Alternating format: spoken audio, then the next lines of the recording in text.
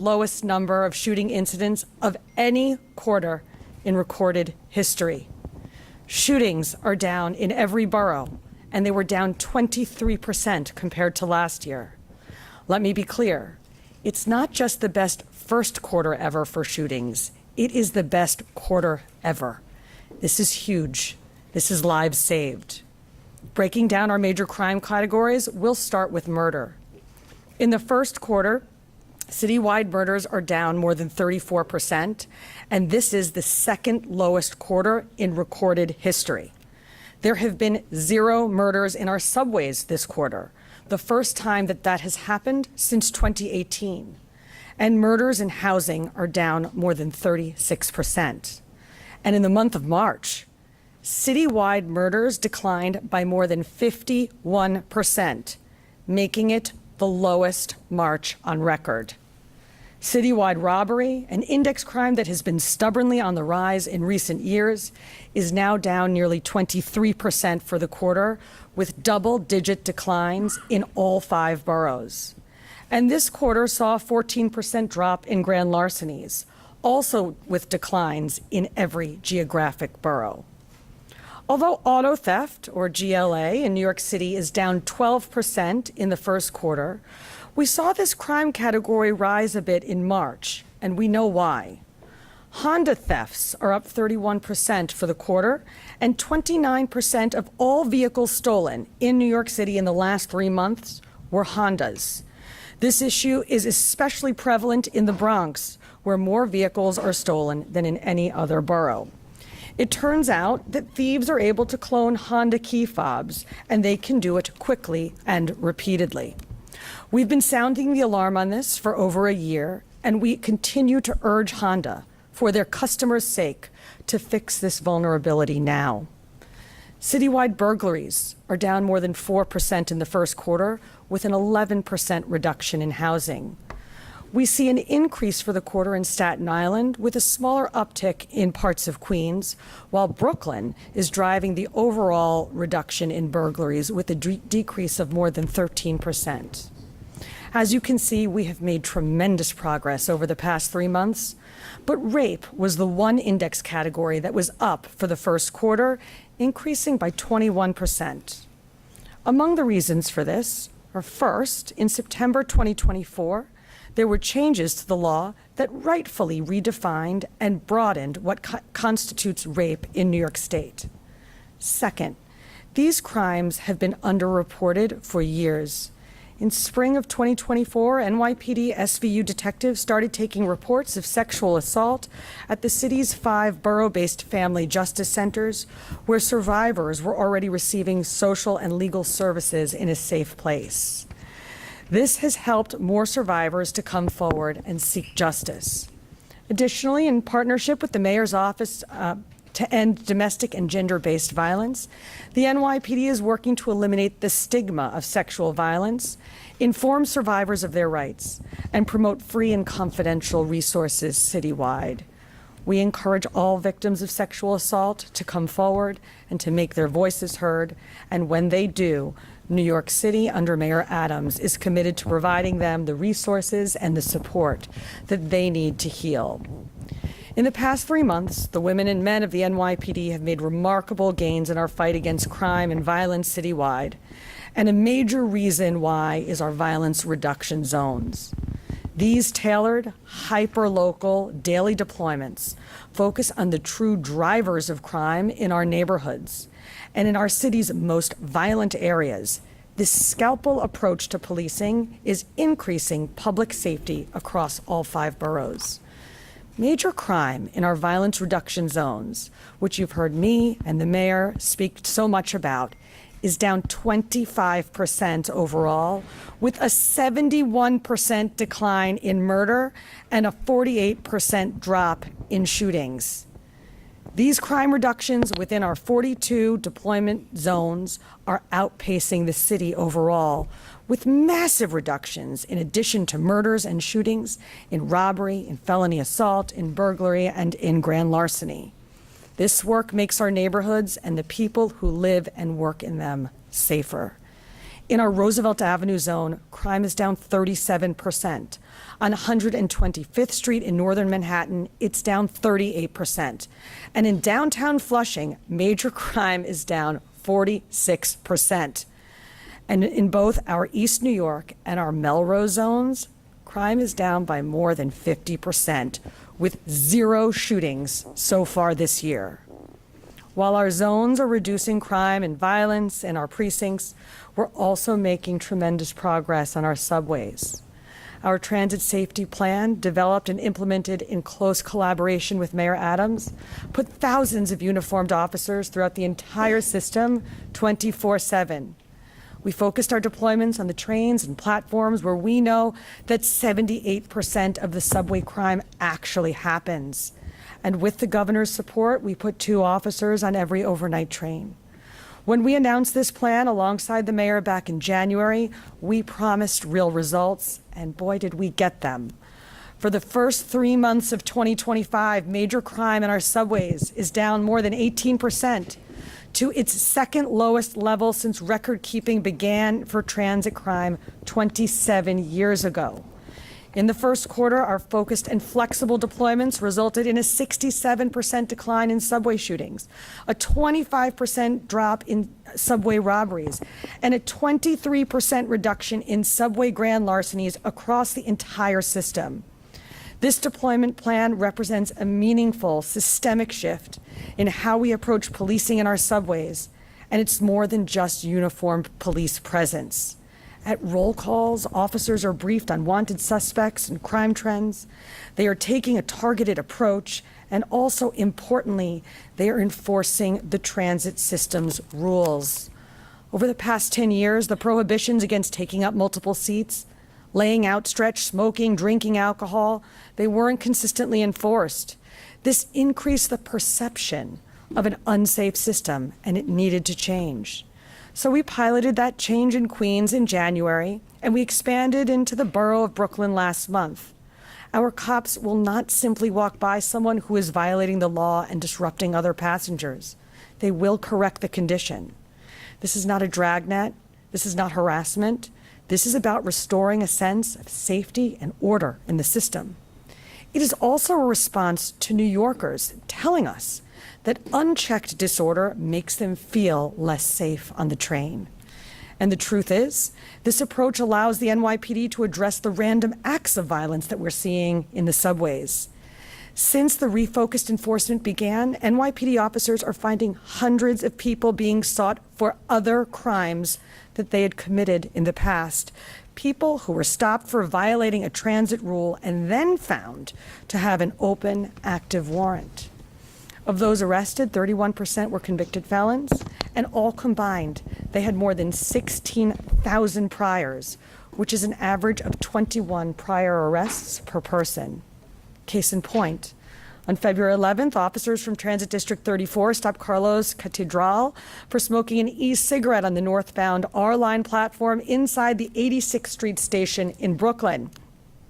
Upon further investigation, the officers realized that he was wanted for robbing and assaulting a 17-year-old victim at knife point on the same platform just the day before. And then there's Hector Milan, who was stopped on March 14th for being outstretched at the Howard Beach JFK subway station in Queens. After the stop, officers discovered that Milan was wanted for a previous burglary in Manhattan from January, and he was arrested. And incidentally, since he was released without bail on that charge, he is now wanted in connection with another burglary that occurred about 2 weeks ago. We are not correcting conditions in transit. We are not only correcting conditions in transit. We are taking violent, wanted criminals off of our streets. But we are also matching our enforcement with services, including the offer of shelter for those who need it. Our subway trains and platforms are not homeless shelters. They are not psychiatric hospitals. And as a city, we have a moral duty to provide help to people who need them. The NYPD needs strong partners in this, and we stand with Mayor Adams and the governor in support of their legislative efforts to proactively address severe mental illness in our subways and elsewhere. The public safety gains that we've detailed this morning are truly remarkable, but every New Yorker should know that they could be even better. We are still up above 2018 crime levels, and there are several reasons why. Most notably, 2018 was the last full year before drastic changes to our state's criminal justice system took effect. These changes had wide-ranging consequences, and over the past 7 years, one thing has become very clear. New York City does not have a surging crime problem, but we do have a surging recidivism problem. Looking at just the first quarter, 39% of the people arrested this quarter were arrested at least twice in the same 3-month period. That's a 46% increase in recidivism from 2018. And 21% of the people arrested this quarter were arrested 3 or more times in the same period. That's an 85% increase from 2018. These recidivism rates are out of control. The revolving door of the criminal justice system is spinning faster than ever, and everyday New Yorkers are suffering as a result.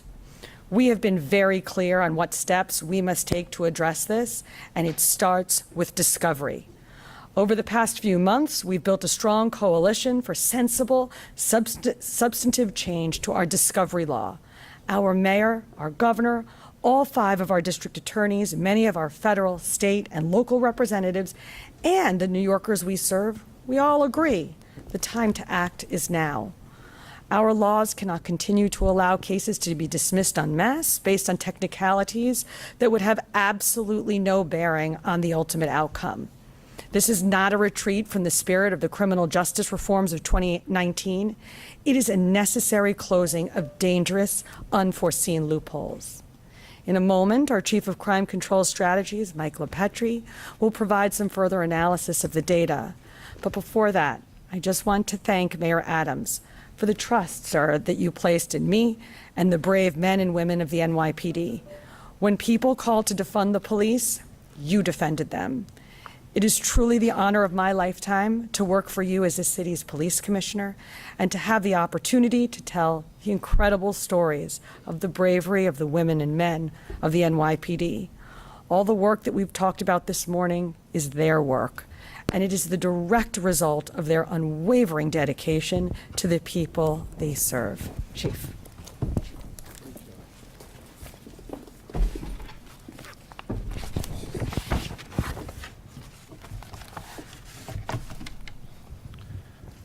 Thank you, Commissioner. So as the Commissioner and the Mayor said, it's the men and women of the NYPD out there every night, every day, every afternoon, doing the tough work. Murder arrests. 72% of murders this year have an arrest or somebody wanted for that murder. 52% of the shooting incidents in New York City have an arrest or somebody wanted for it. 60% of New York City robberies have an arrest or somebody wanted for it. An astounding 82% of felony assault victims, 82% of somebody who was victimized for an assault have an arrest or somebody wanted for it.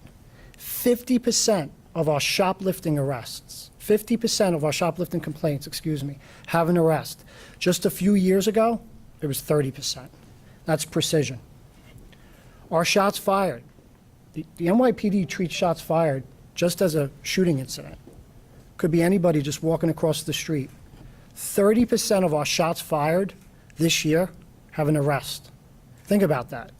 A detective, patrol officer goes to a scene, all they have is shell casings on the floor. We're making 30% of those shots fired arrests.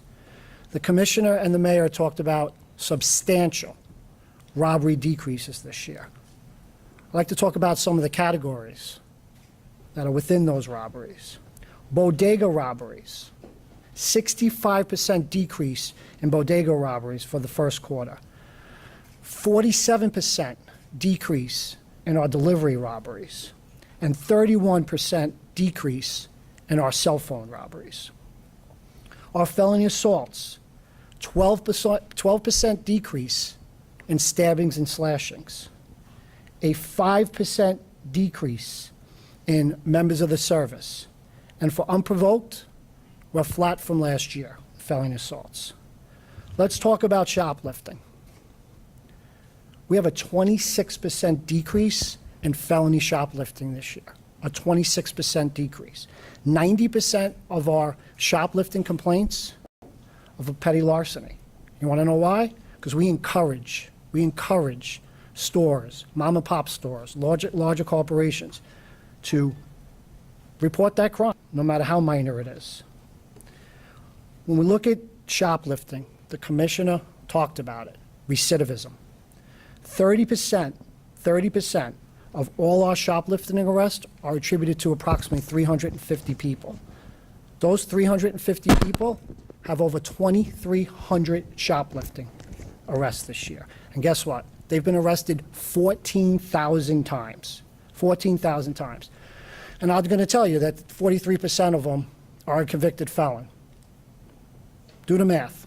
14,000 arrests, only 43 are convicted felons. That doesn't seem right to me, and I'm sure it doesn't seem right to all of you. That should be double. Let's talk about youth crime, but really it's about the victims, the under the age of 18 victims. Shootings this year, we have a 133% increase in juvenile victims compared to 2018. Our perpetrators of shootings under the age of 18, we have an increase of 112% from 2018. Gun arrests, 94% increase in gun arrests of individuals under the age of 18 compared to 2018.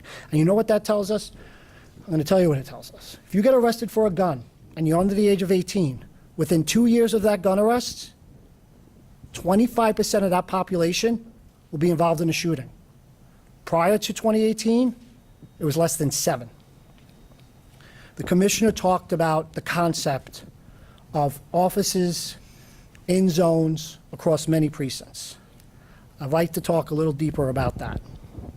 When you look at the South Bronx, where we have invested tons of patrol officers. We've asked our detectives to go into those zones. We've increased our technology there, our intelligence sharing within, not just within New York City, within the bordering Westchester counties.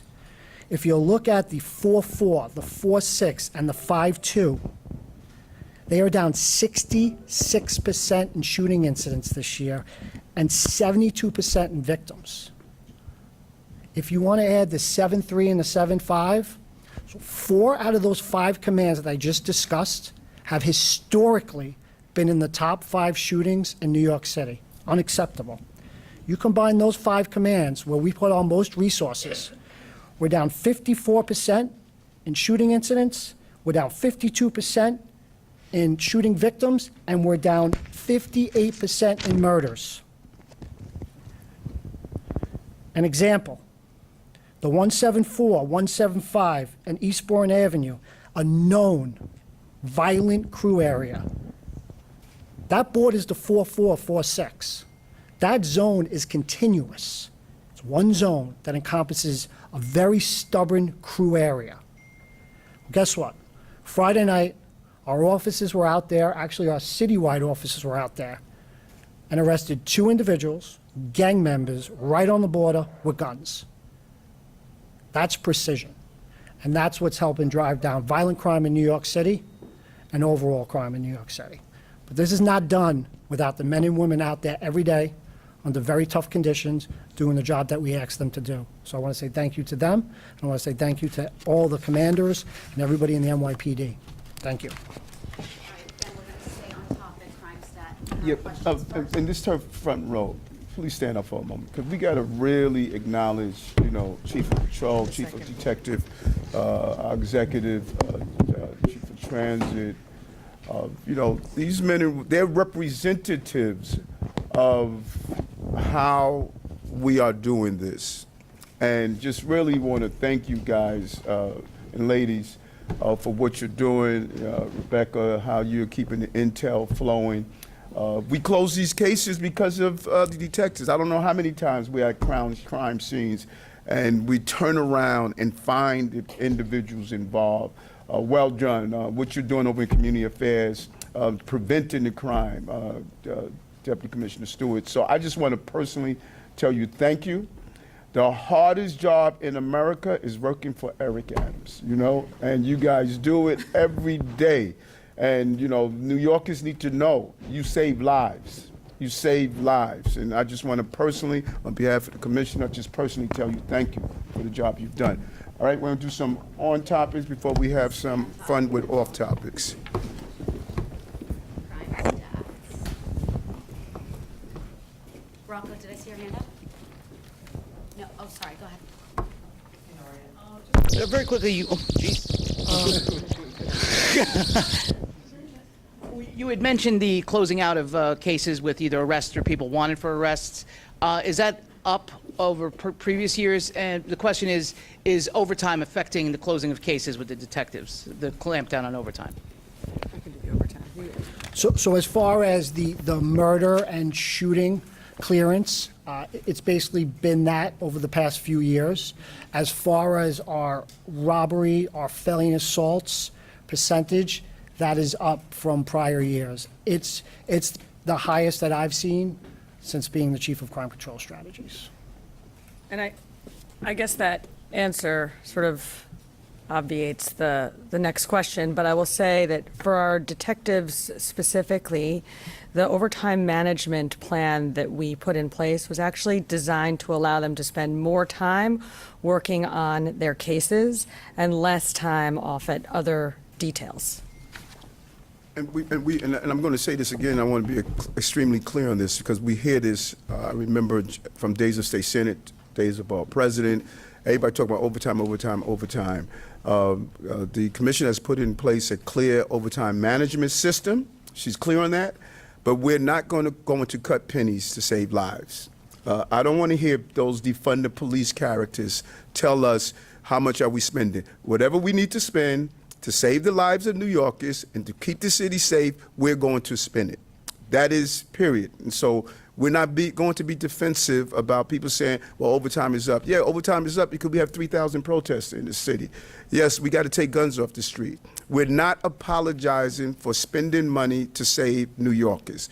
We're going to be smart about it. We're not going to allow abuse, but we're going to use whatever resources we need to keep New Yorkers safe.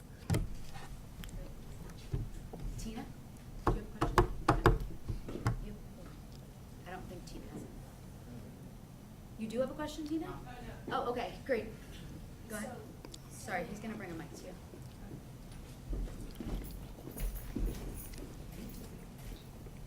Speaking of the youth stats, that sounds like it's the most concerning thing here.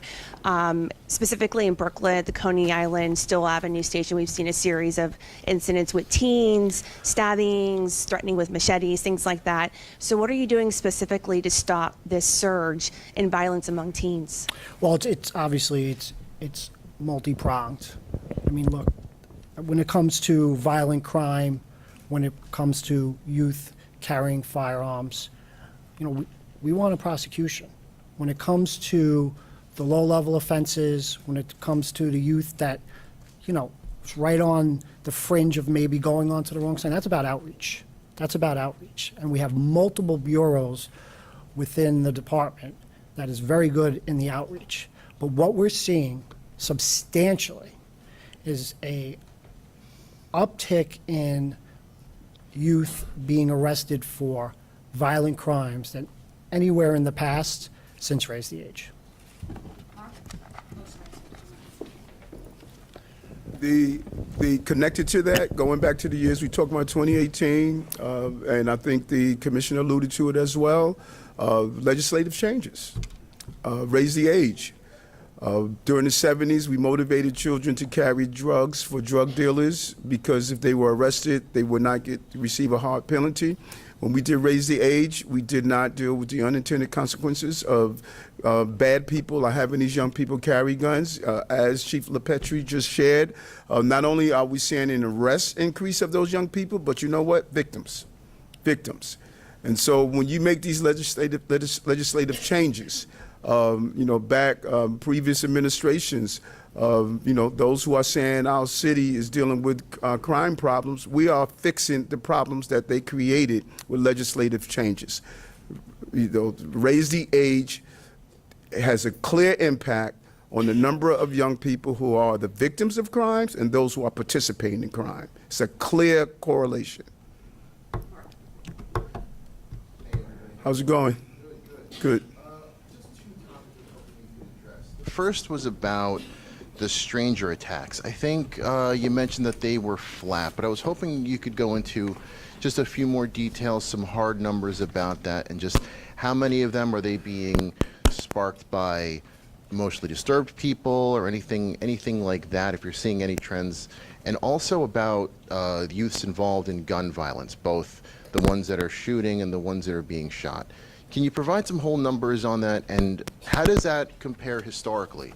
I know you mentioned it was up 133%, but is that the most we've ever seen, and is this a situation where the very kids that are actually becoming victims are sometimes the ones that are pulling the trigger later, and vice versa? Like what more are you seeing from that? So I'm going to say this. For the first month and a half of 2025, 20%, think about this, of all shooting victims in New York City were under the age of 18. It wasn't even close. It was 5%, 6% prior to raising the age. Now, as we stand here today, it's 17%. Unacceptable. 17% of all our shooting victims for the first quarter under the age of 18. How about perpetrators? 18% of our shooting perpetrators, either arrested or wanted, 18% are under the age of 18. Prior to 2018, 7-8%. Think about that. Look, the NYPD is not against raising the age, especially when it comes to the age. Everything else obviously isn't working.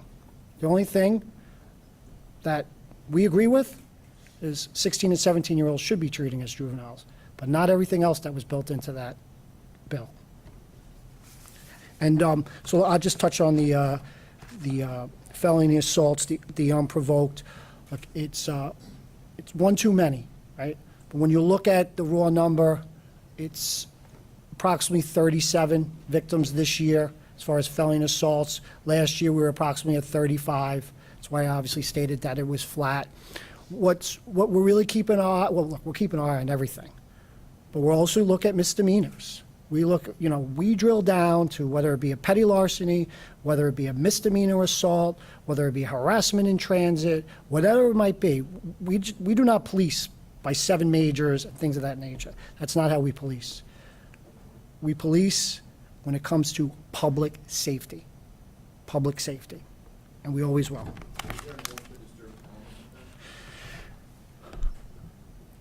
So yes, there is an element to it. We do know that the data fluctuates, but it's usually about 50% have had some contact with the NYPD as being, mentally ill. Yes. Good. Hold on. Great question. That's why we up in Albany, fighting for the involuntary removals. Nothing makes it more challenging for a police officer. You're walking down a platform, you see someone unkept, soiled clothing, clearly can't take care of himself. And that police officer can't take the action that's needed because, these laws is just not addressing that. And what we're fighting for with involuntary removal, we need to address it. We need to be able to continue the good work we have been doing on saying if this person needs help, we need to give them the help. There's nothing humane about allowing that person to stay in the system. And so the numbers are clear. 50% random acts of violence. I think nothing shatters the confidence of New Yorkers more than out of nowhere someone striking you, punching you, pushing you to the subway track. Those random acts of violence are real. And we see them. When I'm in the subway system, and some of you have been in the subway system with us, you are trying to address the issue of those who are dealing with severe mental health issues in our subway system. Having the real power and authority of involuntary removal will be extremely, extremely helpful. And whomever is against involuntary removal is just not in touch with reality. They are trying to romanticize this problem. Let's shift off topics now. Thank you so much. Okay, thank you. Thank you. Good job, well done. I'll do a few up topics.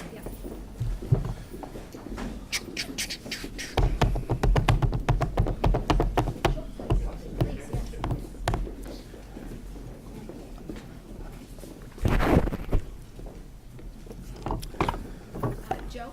On my own. Yes. How are you doing? Quite well. Thanks. Can I hold it? Okay. So yesterday at Gracie, you recommended New Yorkers read Kash Patel's book, Government Gangsters. The book alleges basically that the deep state has sought to undermine President Trump and the America First movement and makes a number of arguments that are popular with a lot of folks on the right, such as saying that the committee to investigate January 6th was a sham. I'm wondering if you agree with Patel's position on January 6th, and if any of the points he made in the book gave you pause, or if... Let me say this. I've said this over and over again, and I will continue to say, I don't agree with anyone on everything. I don't even agree with myself on everything. There are many days that I say, hey, Eric, you could have done it differently. That's just life. I'm perfectly imperfect. But I found it challenging as I was going through 15 months of hell, of being charged with bogus crimes, and what I believe I was targeted.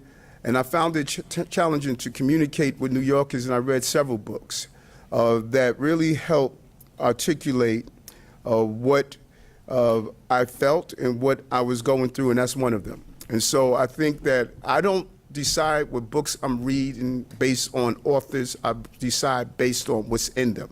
Now, there was something factually incorrect in a book, then we need to point that out.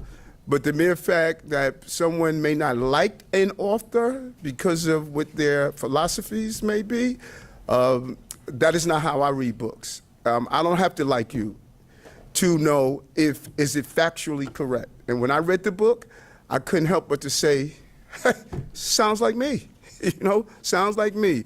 And something that many of you have not touched on, which I find surprising, we had a U.S. Attorney's Office here in New York that said that they was solvent. I mean, can you imagine that? The people didn't elect them. There's no constitutional statute that say they're solvent.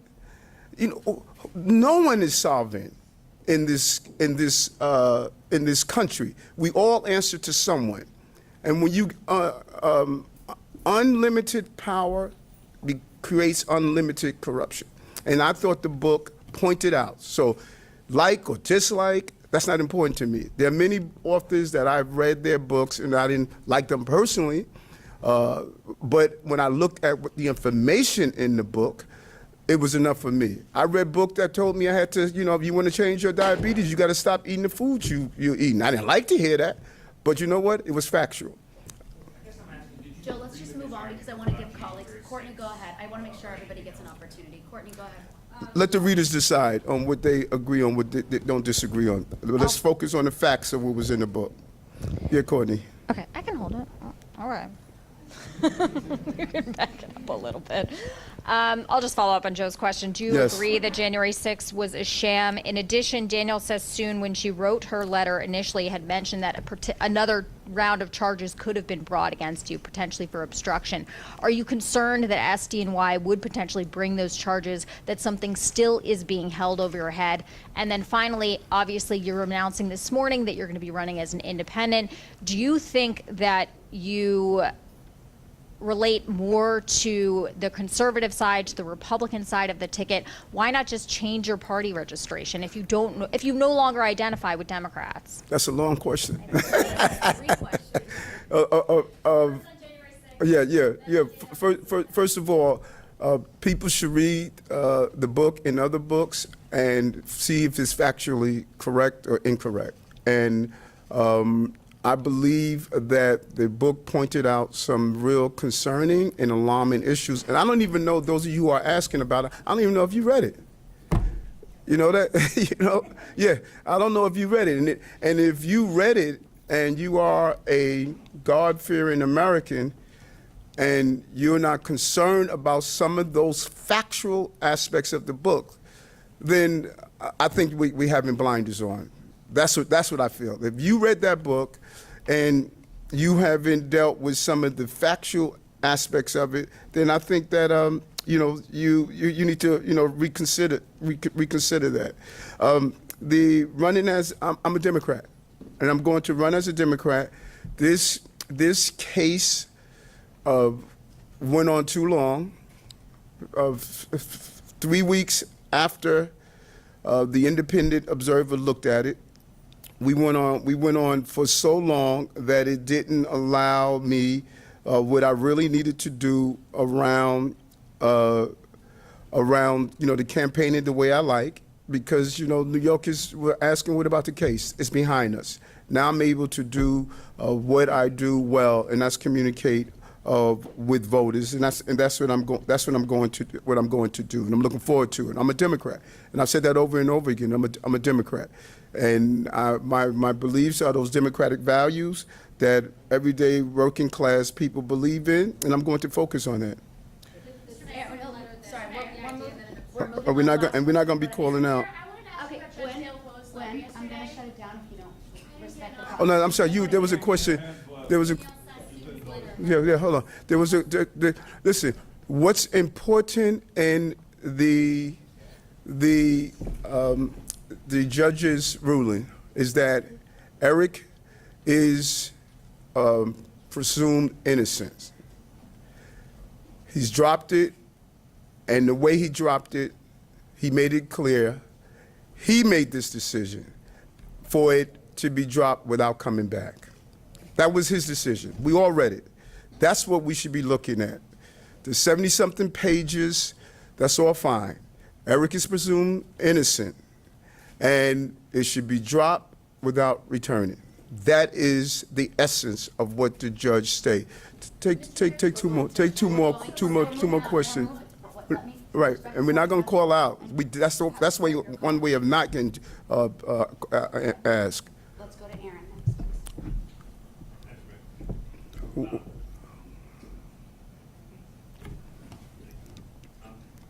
next. Since we're here and you've been touting the drop in crime, I wondered generally, the police department relies on the Southern District of New York for prosecutions. Do you no longer view the Southern District as a partner in fighting crime in the city? And then separately, Judge Ho's letter specifically said he did not want to wander into the thicket about the substance of the case or your guilt or innocence. Do you still believe, he said that the ultimate judgment would be left to the people. Do you still believe that the people will be judging you on the crimes that were charged, and how will you address that in the campaign? Well, your first question was, because you went on, your first. Yes, without a doubt. Listen, when I was in the police department, I fought for reforms in the police department, and it was those who did things wrong. You do not demonize an entire institution based on the actions of those who do things for political reasons. You just don't do that. There are fine men and women in all of these law enforcement agencies and partners. As I stated, I'm a partner with any law enforcement entity. When people want to demonize ICE, I say I'm not doing that. We're going to partner with them to deal with violent offenders. And so we have real partners in all of these law enforcement agencies. But those who do things that are wrong should be held accountable, and no one should get away from being held accountable. And I think that it is imperative that I get out, rebuild trust with the people of New York. And I clearly apologize to them for having to go through this, but I promised them 15 months ago, no matter what I was going through personally, I was going to deliver for them. And these numbers show. These numbers show, the lowest recorded shootings in our history in this quarter, of 5 quarters of decreasing crime. Go back to when the indictment was announced, and you saw productivity in housing, productivity in passing legislation, productivity in getting things done in Albany. You saw a continuous display of, no matter what was happening personally, I stood up for New Yorkers, and that's my North Star, and I'm going to continue to do that. And now I have the opportunity, without having to answer what about this case question, I can get back out and speak with New Yorkers and show how I've been fighting for them and producing for them. The numbers don't lie. You all saw this what we just did. The numbers don't lie. Go back and look at what I ran on. What were my promises on the campaign trail? And then go look at what we've done. There's no way you walking away saying that Eric didn't live up to what he ran on. That's the most important thing. And those of you who come to the town halls, some of you I see at our town halls, you come to the town halls, people are asking me about this. They're asking me about the quality of life issues that impacts their lives. And I lived up to that. And now I'm going to go back and remind them of why they voted for me in the first place. Thank you guys so much. That's all the time we have. Thank you. In Judge Gilman's letter, Thank you. he cited something that your attorneys argued that the pending charges, Mr. Mayor. This has been breaking news. Well, let's turn to the weather now. After a cold drop this morning with temperatures, we're expected to get those babies back up into the 70s today. Let's get over to meteorologist Tony Sadiqa with your first alert forecast. Hey, Tony. Hey, good morning, Chris and Mary. We're going to have to do a little bit about the clouds first. That's the issue.